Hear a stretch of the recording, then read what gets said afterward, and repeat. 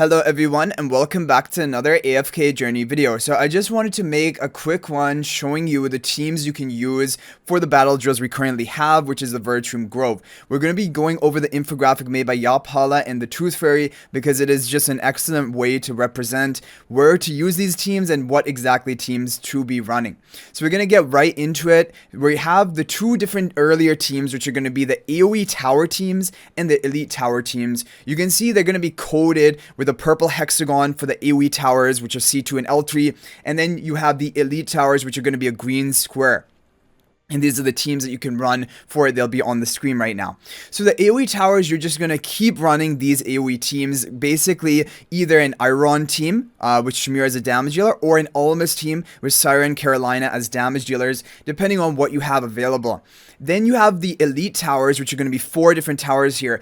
But even for the elite towers, you're going to begin by attacking it with an AoE team. And then when there are few surviving enemies, like maybe 2 or 3 surviving enemies, you're going to switch and then run the green square elite tower teams, which are more single target focused. As you see here, there's an Odie team with Hugin, and then there is a Walker team as more single target focused teams. So those are going to be the major earlier towers that you're going to be conquering. For the passages, I'll show you guys the passage teams I basically use. But now we're going to talk about the mini bosses, and then the main boss teams.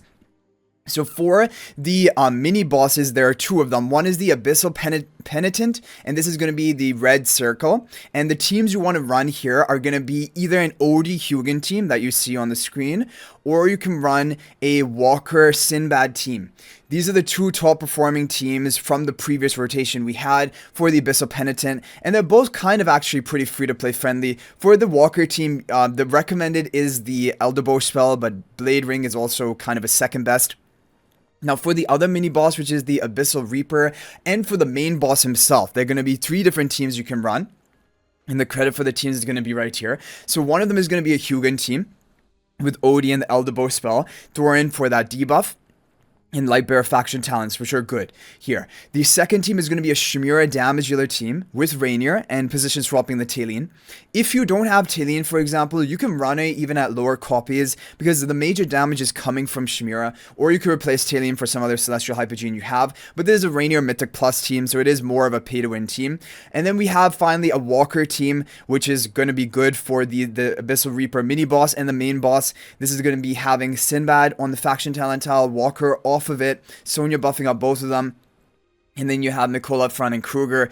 Elderbow spell is preferred, but Blade Ring can also be run. And for these teams, these are the teams with basically 1 faction talent unlocked. When we get 2 faction talents, it would be good, like for example, you guys just saw the Sinbad and Walker team. It would be good to have Walker on the faction talent tile as well as Sinbad, because then it's just going to be overall better. And I'm going to show you for the passages what I run.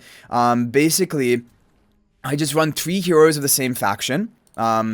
And you want to run heroes which are not going to be used in any of the teams you've currently seen. So usually what I end up running is, like you see here, like 3 Mauler heroes, just one of them being a damage dealer, or 2 of them, recent Seth for example, and you're easily going to be able to clear the passage with a team like this. I also use Graveborns quite frequently. I use heroes, again, not going to be used in any other teams, Sylvina, Cecia, and then just some sort of tank like Salazar. I use a team like this because they're not going to be used in your main teams anyway. And then for Lightbearers, you can do a similar type of thing. Just make sure not to use any heroes used in the main teams, and so it could even be something like Atalanta, or basically whichever hero you have built up. It can be Atalanta, it can be Valen, and it can just be one other Lightbearer hero which you're not going to be using. This is what you do for the passages. You just want to run 3 heroes because then you need to deploy at least 3 heroes, otherwise it will not let you attack, like for example with 2 here. And this will minimize your stamina usage, and you'll still be able to clear it just fine. You have the whole 90 seconds in order to clear it, and if you're using the faction talent tiles and just 1 strong hero, it should be enough to clear it. Oh, and as for the buffs, I forgot to mention this. So the preferred buff is going to be increase the HP loss effect by the highest damage dealer. This is the preferred one because you're mainly going to have comps with one hypercarry contributing the highest amount of damage, so boosting their damage by more is going to be better than boosting the top 3 by 40%. But both can be fine. And then for this other stronghold, the preferred one is going to be the increases damage dealt to bosses by 5%, but again, it's kind of minor. It isn't going to be that big of a deal. So I'm going to show you a replay of basically the players who did use these top teams. We have the Walker team here. You see how much damage Walker deals, and that's why just ramping up the Walker more is going to be more beneficial, like with that buff that we claimed, which is just to increase your hardest hitting damage dealer by 60% of their damage output. So this is basically going to be the first team.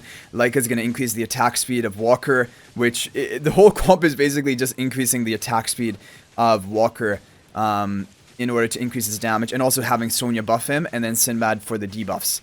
So this is basically what we have for this team. And then for the other team, we are going to have again, the same player Ranich, which is the Odie team. It's not going to be quite as good, but he also didn't have Cassia Mythic Plus. If he had Cassia Mythic Plus, it probably would be quite a bit better. And yeah, so Odie is a great damage dealer in Light Bear faction talents as well. Muriel as well is going to attack really, really quickly with her fast attack speed, and probably moving her Muriel onto the secondary Light Bear faction talent tile would be a decent idea if you had another faction talent tile available. Because she is attacking really fast, and those auto attacks are going to trigger that bonus damage. So Odie is going to die a little bit earlier on. But basically, those are the top teams you can run for the current battle drills that we have. If there are any other updates, I will make an updated video later on after more testing is done. But I hope you guys enjoyed the video. Again, big credit to Yapala and also the Tooth Fairy for this great infographic. Yapala's Discord will be in the description of this video if you want to join. So anyway, guys, I hope you enjoyed the video. Thank you for watching. That's going to be it for this one. Yeah, it was kind of a bug. I just didn't have the stamina to attack, even though it was for some reason showing me 10 stamina. So I hope you guys enjoyed the video. Thank you for watching. That was going to be it for this one. If you're not already subscribed to our YouTube channel, please smash that subscribe button. Also, feel free to join my AFK Journey Discord server. There's a link to that in the description of this video. And finally, if you're thinking about making a purchase in AFK Journey, please use my affiliate link for the official Farlight store. There's a link to that in the description of this video and a pinned comment. This is the best way you can support me at no extra cost to you. So thanks for watching. I'll hopefully see you in the next video. And until then, everyone, peace out for now.